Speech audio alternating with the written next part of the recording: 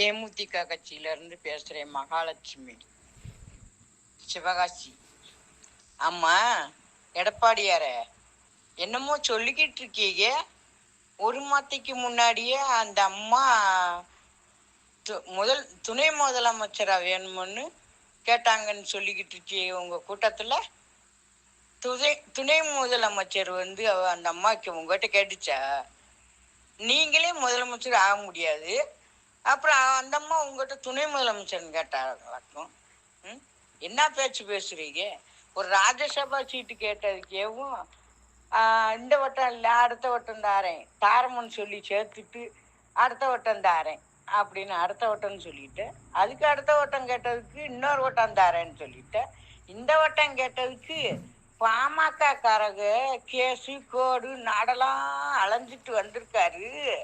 அவருக்கு உட்கார முடியாது, குண்டியில செலந்தி.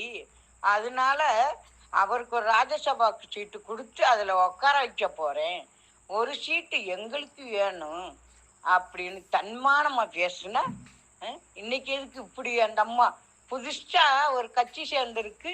அந்த கட்சி அந்த அம்மா ஒரு மாட்டைக்கு முன்னாடியே முதலமைச்சருக்கு துணை முதலமைச்சராக கேட்டாங்கன்னு நக்கலா சொல்லிக்கிட்டு இருக்க. யார் காலில் அந்த அம்மா விழுந்துச்சு? காலில் விழுந்து கேட்டாங்களாக்கும். காலில் விழுந்து கேட்குற பழக்கம் உனக்கு தான், எங்களுக்கு கிடையாது. வார்த்தையை அளந்து பேசுங்க. பாமக 69 லட்சம் பேர் மைவேத்தீரில் இருந்தாங்க. உங்க கட்சிக்காரர்கள் தான் இருந்தாங்க. எல்லாரும் நல்லா தான் துட்டு வாங்கிட்டு இருந்தாங்க. விளம்பரம் பார்த்தா காசு, அந்த வேலையை போட்டு அதை பார்த்து காசு வாங்கிட்டு இருந்தாங்க.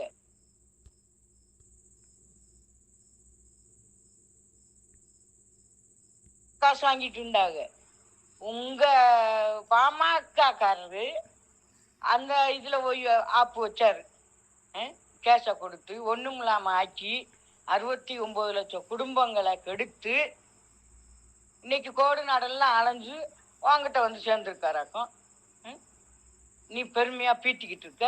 அதே இது நீ விசாரிச்சு பாரு, அவ எத்தனை குடும்பங்களை கெடுத்துட்டு உக்காந்துருக்கான்னு. அப்படியே விசாரி, என்ன குடும்பத்துல கெடுத்தது நெசமா பொய்யானு நல்லா விசாரிச்சு பாரு. பாமக காரக கெடுத்தத இதே பொழப்பா போச்சு உன் கட்சிக்கு. என்ன அந்த அம்மா இருக்கும்போது அப்படித்தான் 29 பேர் ஜெயிச்சு உள்ள போனதுக்கு ஒவ்வொருத்தரையா துட்ட கொடுத்து 8 எம்எல்ஏக்களை வாங்கிருச்சு. இப்படியே கெடுத்தாக. அதே பழக்கம் இப்ப நீ வேற உன் கூட்டணிகளும் வருது. இதெல்லாம் செஞ்சது தப்பு இல்லை, நாங்க போய் சேர்ந்தது தப்பாக்குவோம். இதே இது அவர் இருக்கும் போதே சேர்றதுதான். அவரெல்லாம் அமெரிக்கால இருந்து கருணாநிதி இறந்து போனாருன்னு சொன்ன உடனே கேப்டன் அங்கிருந்து வீடியோ காலில் போட்டு கண்ணீர் விட்டு அழுதாரு. அதே இது அமெரிக்கால இருந்து வந்தோடனே நேரம் அவர் சமாதிக்கு போய் அவரை சமாதியை பார்த்து கும்பிட்டுட்டு தான் அவர் வந்தாரு. அவர் மேல அவர் ஒரு பாசமா தான் இருந்தாரு. மண்டபம் இடிக்கிற வைக்கிற அது ஒரு பக்கம் இருந்தாலும் ஒருத்த விட்டு கொடுக்காம பாசத்துல இருந்தாங்க. அது உனக்கு தெரியுமா? உனக்கு அங்க தெரிய போகுது. நீ அப்ப காலுக்குள்ள கிடந்தையே, உனக்கு எப்படி தெரியும்? உனக்கு அங்க தெரிய போகுது. நீ அப்ப பொம்பளையாளுக்கு காலுக்குள்ள கிடந்த, அதனால நட்பெல்லாம் உனக்கு தெரியாது. விஜயகாந்த் கருணாநிதி எல்லாம் எப்படி நட்போட இருந்தாங்கிறதெல்லாம் உனக்கு தெரியாது.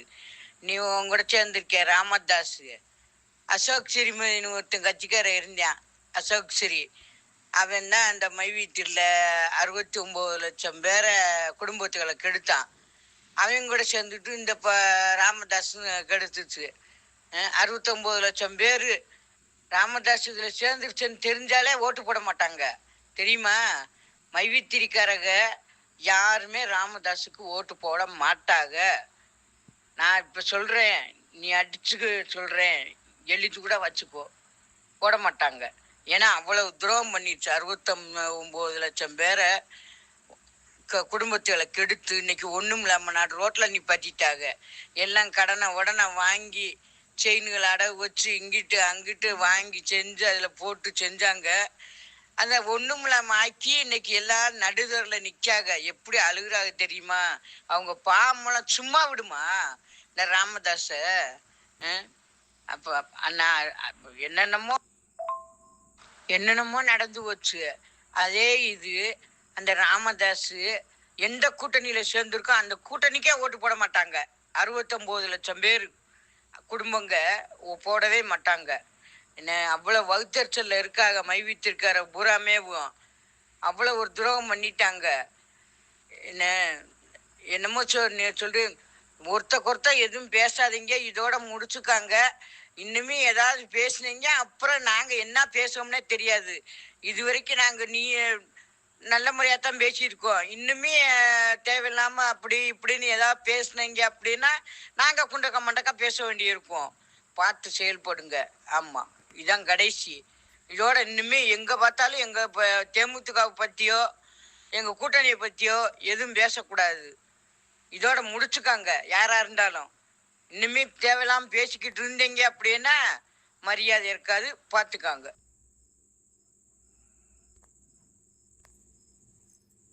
போடுவோம். ஆனா ராமதாஸ் ரெட்டலை கட்சியில சேர்ந்திருக்கு. நம்ம மைவித்திரிக்காரர்களை கெடுத்தவங்க நீங்க பார்த்து செயல்படுங்க. யாருக்கு போடணும்னு மைவித்திருக்காரங்க பார்த்துக்காங்க.